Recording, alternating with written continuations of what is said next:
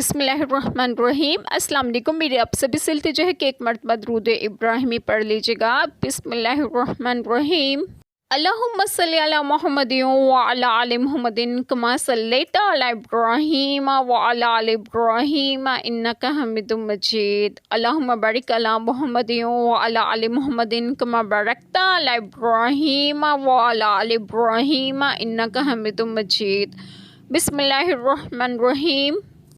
ایمان والے اللہ کی راہ میں لڑتے ہیں اور کفار شیطان کی راہ میں لڑتے ہیں، تو شیطان کے دوستوں سے لڑو، بے شک شیطان کا داؤ کمزور ہے۔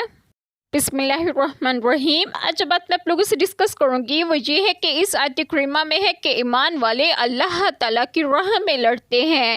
اس آیت کریمہ میں مسلمانوں کو جہاد کی ترغیب دی گئی تاکہ وہ ان کمزور مسلمانوں کو پنجائے ظلم سے چھڑائیں جنہیں مکہ مکرمہ میں مشرکین نے قید کر لیا تھا اور طرح طرح کی ایذائیں دے رہے تھے اور ان کی عورتوں اور بچوں تک پر بے رحمانہ مظالم کرتے تھے اور وہ لوگ ان کے ہاتھوں میں مجبور تھے۔ اس حالت میں اللہ تعالیٰ سے اپنی خلاصی اور مدد الہی کی دعائیں کرتے تھے۔